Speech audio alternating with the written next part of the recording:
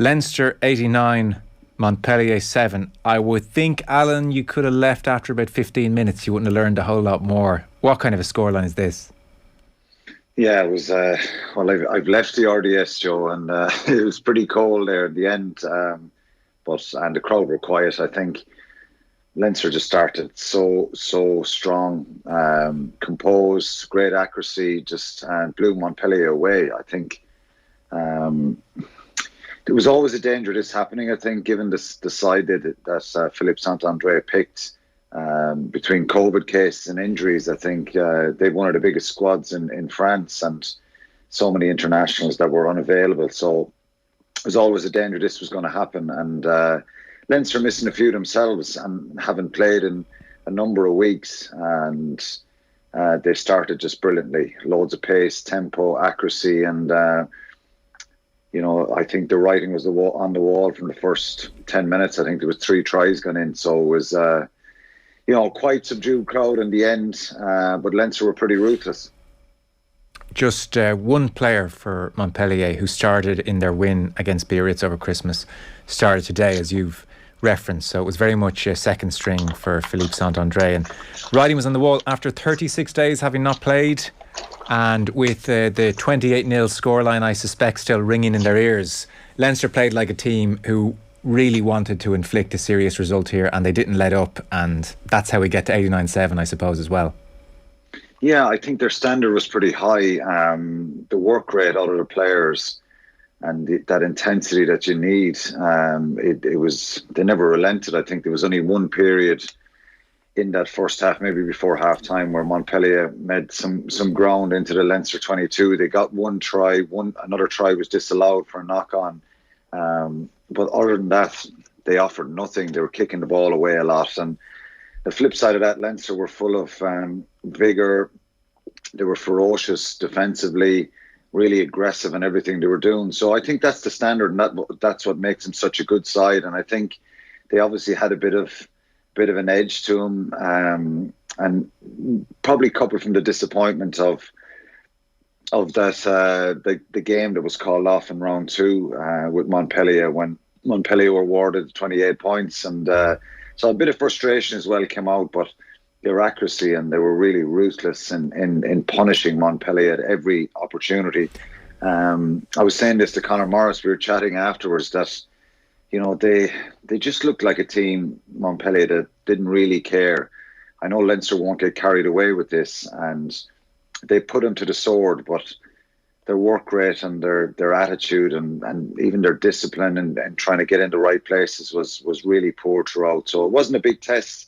Leo Cullen will probably know that, Stuart Lancaster will, but they inflicted a lot of pain on a very poor Montpellier side today. Yeah. For the tournament, it's not good, is it? It's not good, no. It's another sense of... are we the fools over here in Ireland taking this thing so seriously? Just another fixture that Leinster fans would have paid money to go and see. I'm sure very excited to go and see their team again, and they would have enjoyed the tries to a point. But ultimately, you want to see a contest. You want the Heineken Champions Cup to be contests that we can build up to and look forward to, and that they'll be almost the building blocks around the club season instead of these non-events. Yeah, I think...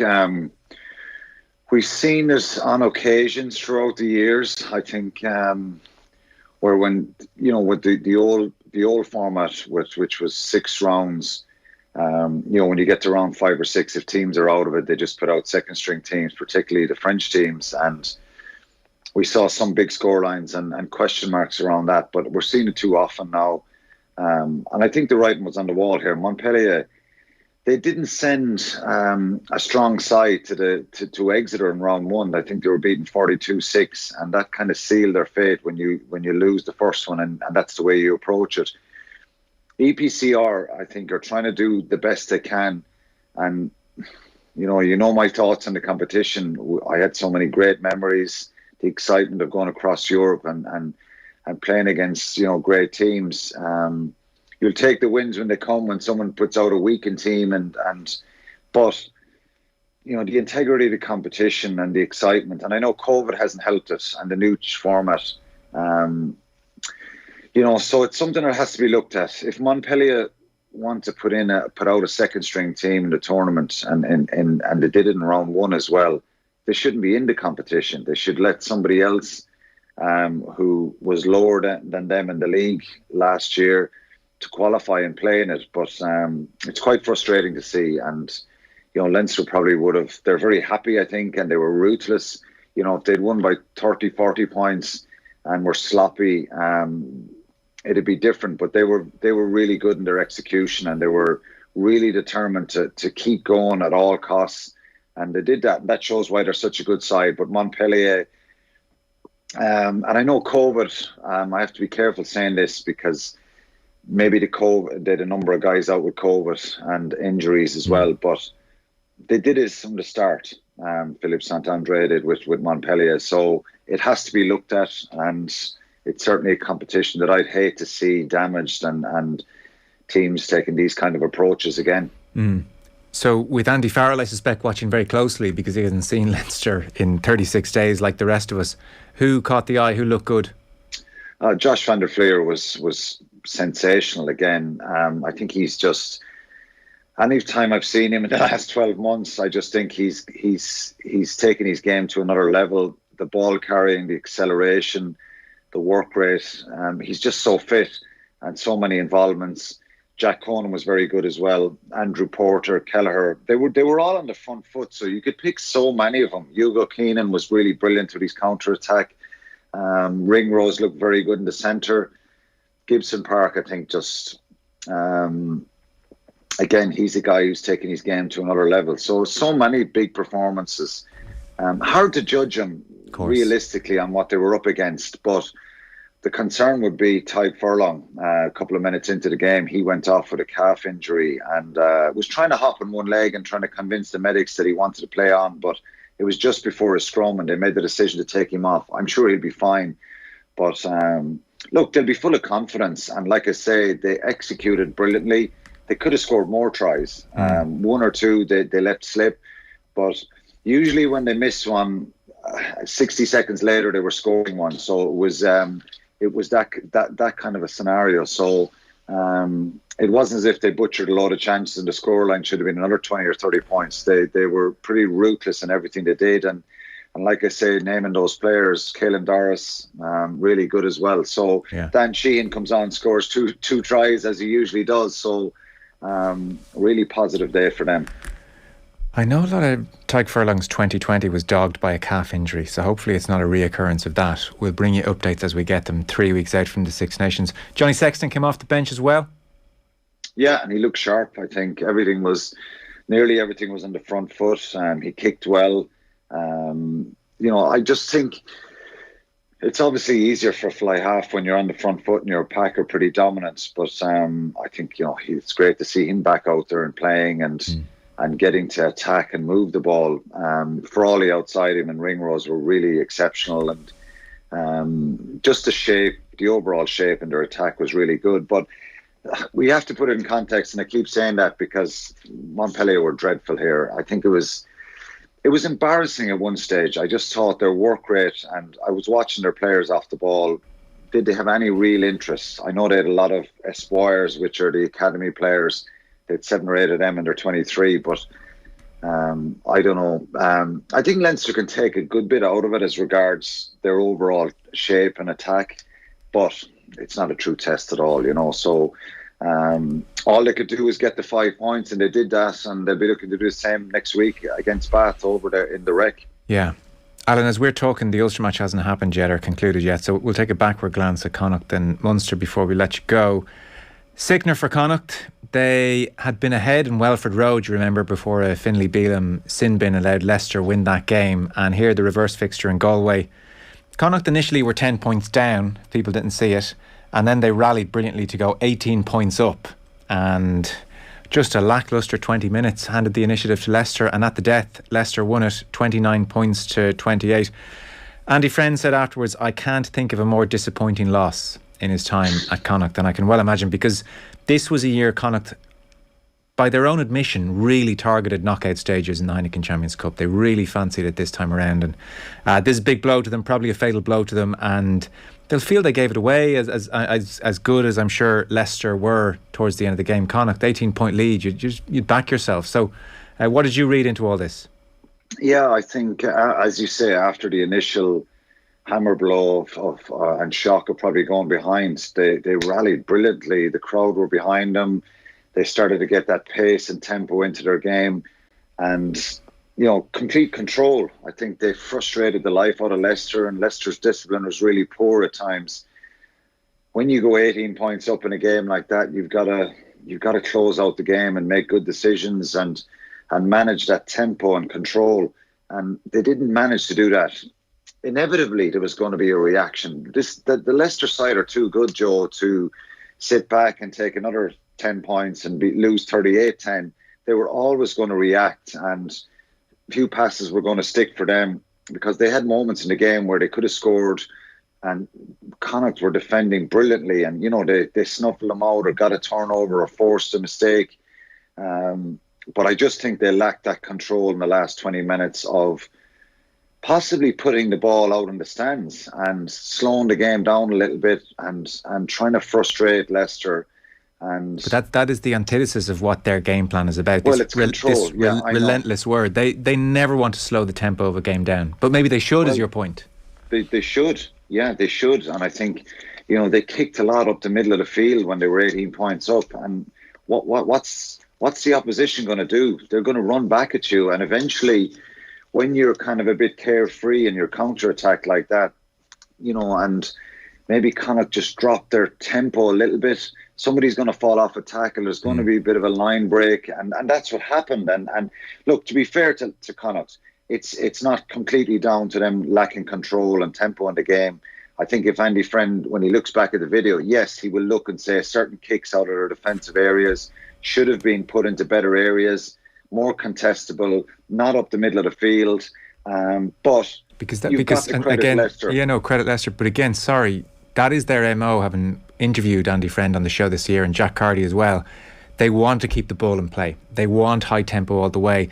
And so what you're talking about is old school cup rugby. Yeah, but which still has a place when you're 18 points to nil up. Make it stop start. That's when you can kill a game. But that's almost a sign of players not thinking on their feet almost, and saying, well, let's play with our heads here, even though this goes against what we do. Maybe for this 20 minutes it's the right thing to do.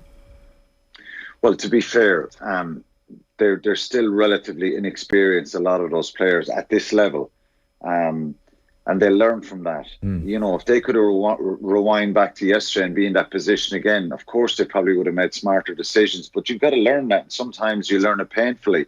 I think everybody was really disappointed and felt for him. But in Europe, that's what happens when you play against good teams. You think a game is won. I've been in that situation myself before.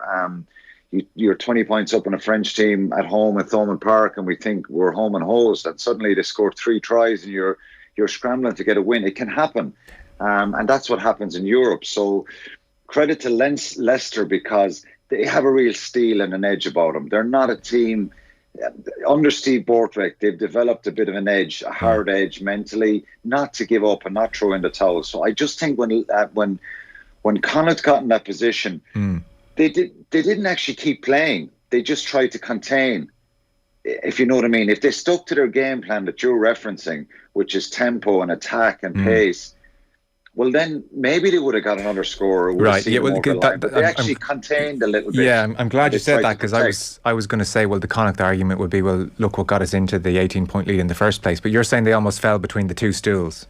A little bit, and they just tried to kick it away when they had it rather than hold on to possession.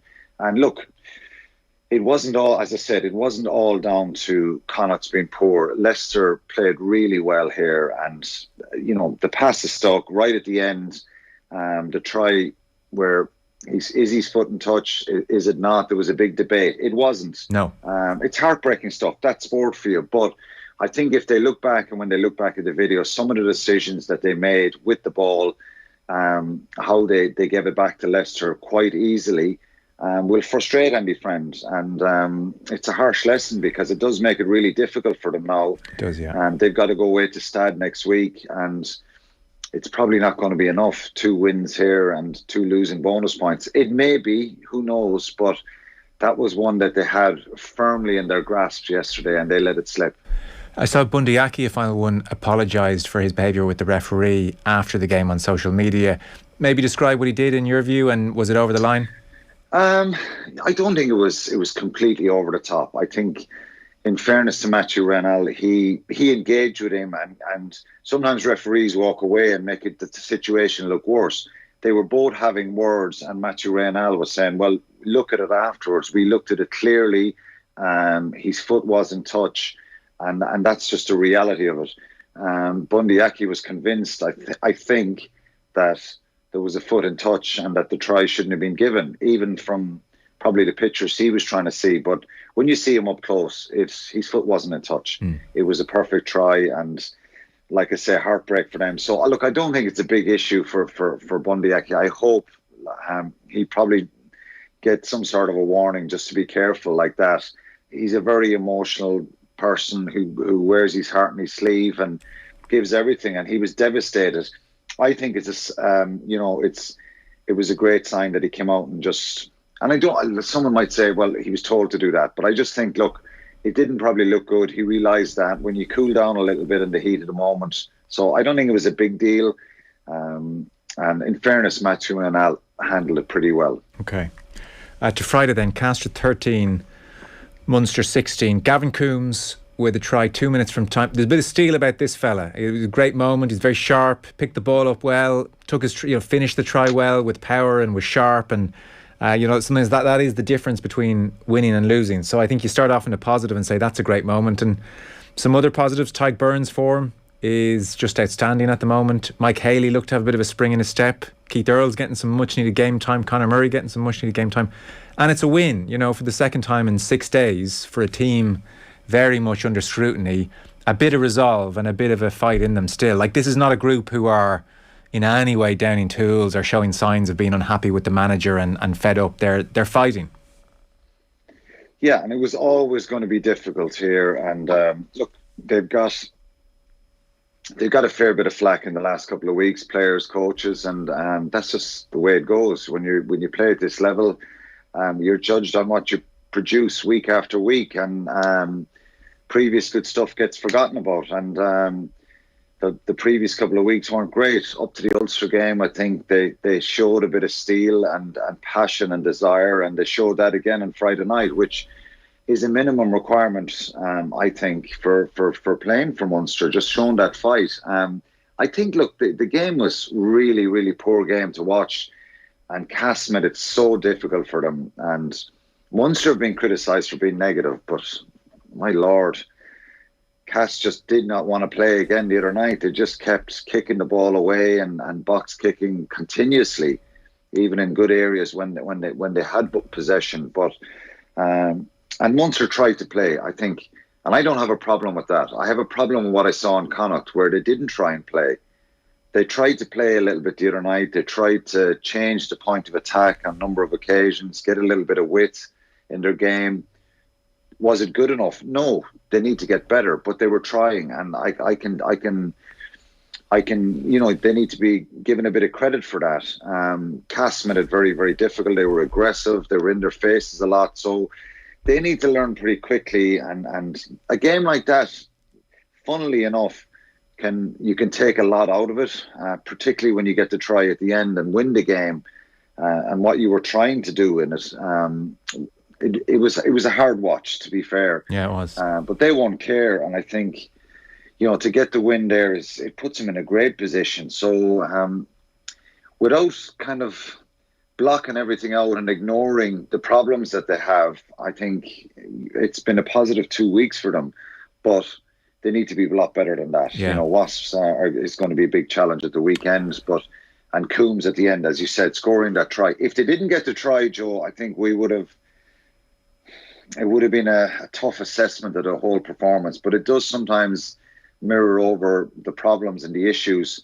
But it was much better than what we'd seen in the previous weeks when like even if they lost that game, it's still the effort and enthusiasm and what they were trying to do was much better than the Connacht game. See, I'll take your point and all that, but to my eye it's still nowhere near. And then you watch, against admittedly a Montpellier side not interested, but you watch the way Leinster in the 22 can go through the hands and cut teams open, and you think back to Friday night and it's just incomparable really. So let me give you what Bernard Jackman said in the Sunday. No, it is, yeah. Let me give you, you agree, fair enough. Well, I'll give you a chance. Come in on this. This is Bernard Jackman in the Sunday Independent. So the headline is "Rigid Munster must add extra dimension to the game." So as we've said, the grit is there, the effort is there, and they're maybe trying a bit more, which is good as well, but like trying only gets you so much credit when you're how many years into your tenure as head coach. Yeah. So he was saying, Bernard Jackman, yes, there are the results, but we also need to look beyond the results, get a better sense of where Munster are in reality. Last 4 matches, they've averaged 15 points scored.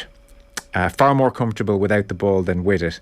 And he said of Castres as well, this was a second string selection, crowd restrictions as well, so less of a cauldron. They had 6 COVID cases late in the week. It was no surprise Munster were 10-point favourites. However, despite showing their traditional grit and courage to win the game late on, Jackman says there was very little on show that would lead me to tip them to win any silverware this season, and that's where I judge Munster. And he said, I feel sorry for Munster halfbacks. I feel sorry for Murray, Casey, Carberry, Crowley, Healy this year. They have so little happening around them. Compare it to Jack Carty, Conor Fitzgerald at Connacht, or Byrne or Frawley or Sexton at Leinster. The structure is there, set in stone, and they just pull the strings. Munster, apart from the cross kick to Keith Earls from the scrum in the first half, had no creativity off set piece on Friday.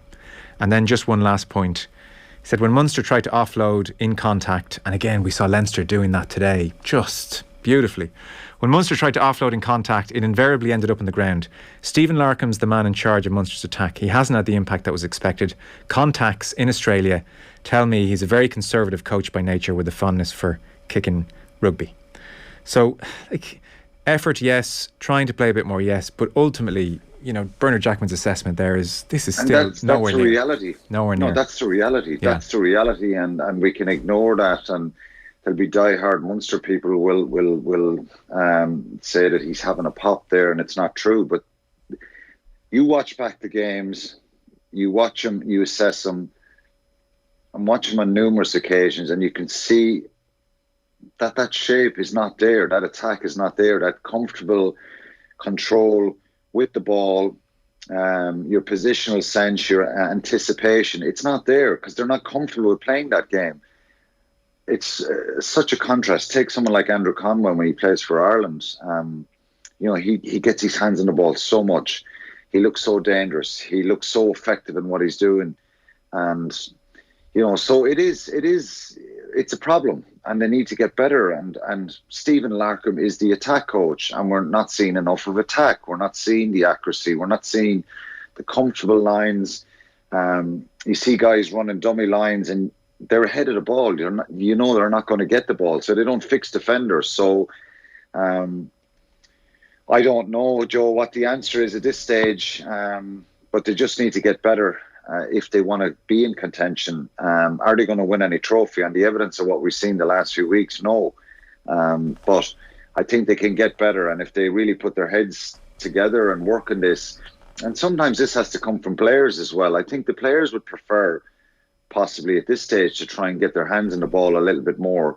But the overall shape needs to be so much better and more penetrating in the opposition. They're just easy to defend against, and when you're battering away, and even if you're moving the point of contact with 1 pass out or 2 passes out, you're still not really testing defensive lines. And if they lost the game the other night, I think the reaction would have been a lot more negative. But we can't get away from the fact that this wasn't a good performance. It wasn't a vintage performance. It wasn't a real controlled performance and win in the south of France.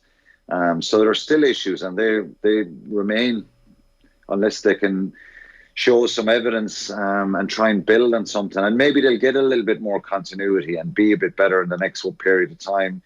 But they certainly showed, and the reality, what Bernard is saying there, is they're not that comfortable on the ball, and that's a problem.